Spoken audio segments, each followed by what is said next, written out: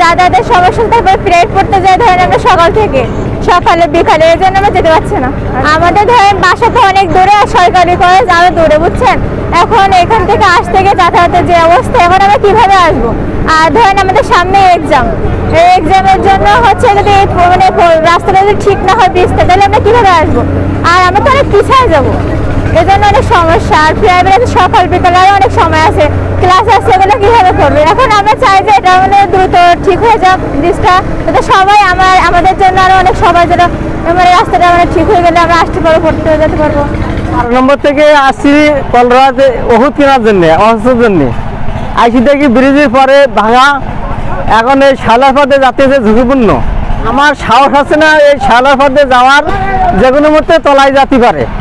4 বছর আগে ব্রিজের এই যে আপনার টেন্ডার হয়েছে, কাজ এতদিন বন্ধ থাকার পরে এখন এই যে বর্ষাকালে শুরু করি ধীরগতিতে। এখন এই যে বেলি ব্রিজ দিয়ে পাহাড়া যেহেতু এই ব্রিজটা ভেঙে পড়ি, 6টা ইউনিয়ন করলা থানার মেন বাজার থেকে বিচ্ছিন্ন। আর এলাকার লোক এখন ঝুঁকি নিয়ে এই শাওলার ওপর দিয়ে পারাপার আছে। যে কোনো মুহূর্তে এই শাওলা যদি সরে যায় স্রোতের, তাহলে বিরাট একটা ক্ষতিগ্রস্ত হয়ে যাবে এলাকার লোক। এই পাকা ব্রিজটা দীর্ঘ 4 বছর যাবৎ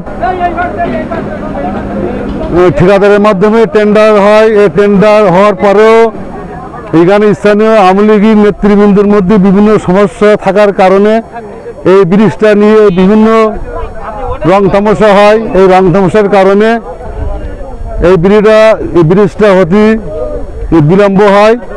এই বিলম্ব হওয়ার কারণে ওই ঠিকাদার কাজ করতে ব্যর্থ হয়। ব্যর্থ হওয়ার পরে যে বেলি ব্রিজটা তৈরি হয়েছিল, এই প্রবল পানির চাপে শ্যালা জমাট হয়ে সেই ব্রিজটা ভেঙে যায়। ভেঙে যাওয়াতে ব্রিজের পূর্ব পাশে 6টা ইউনিয়ন, পশ্চিম পাশে 6টা ইউনিয়ন এর জনগণের খুব দুর্ভোগ হয়। ওই বেলি ব্রিজটা যাতে দ্রুত তৈরি করে দেওয়া হয়। আপনারা জানেন আজকে দীর্ঘ 4টি বছর আমাদের যে ব্রিজটা 12টা ইউনিয়নের তথা কেশবপুর, পাটকেলঘাটা, তালা, সাতক্ষীরার লোকজন সব এই পাশটি দিয়ে চলাচল করে। এবং আপনারা জানেন এই ঠিকাদার প্রতিষ্ঠান বারবার ব্যর্থ, এবং সাবেক যারা আওয়ামী লীগের নেতৃবৃন্দ ছিল তারা এই ব্রিজটা নিয়ে অনেক কালক্ষেপণ করেছে। এবং সাথে সাথে বলতে চাই একটা কথা, যে অবিলম্বে আমাদের এই ব্রিজটা প্রয়োজন। এবং দীর্ঘ আজকে 4 দিন যাবত আমাদের বেলি ব্রিজটা নষ্ট হয়ে গেছে, কিন্তু এখনো পর্যন্ত সেই কাজটা এখনো তাড়াতাড়ি হয় নাই। আমাদের একটাই দাবি যে তাড়াতাড়ি এই মানুষের জনদুর্ভোগ লাঘব হোক। এবং আমরা বাংলাদেশ জাতীয় যুবদল, আমি মোহাম্মদ আলমগীর কবির, যুগ্ম আহ্বায়ক, আমি দাবি জানাচ্ছি এবং আমরা এই স্বেচ্ছাসেবক এখানে ভাবে কাজ করছি এবং কাজ করব এবং আপনাদের জনগণের পাশে থাকবো। আজকে আমি খুব কষ্ট করি, ওইভাবে যাচ্ছি, ব্রিজ ভেঙে গেছে, এতে যাতায়াতের খুব অসুবিধা, অসাল মানুষ।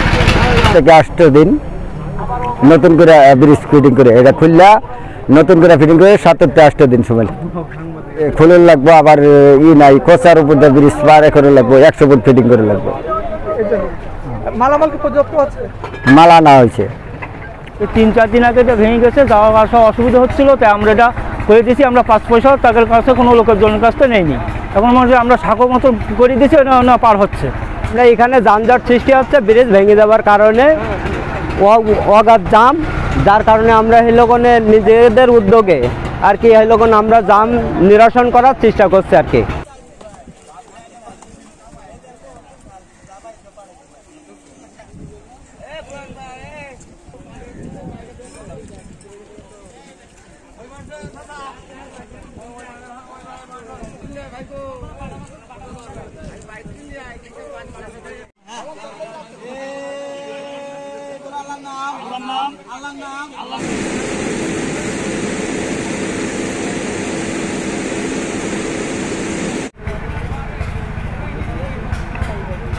দাদা কোন দিক যাবা?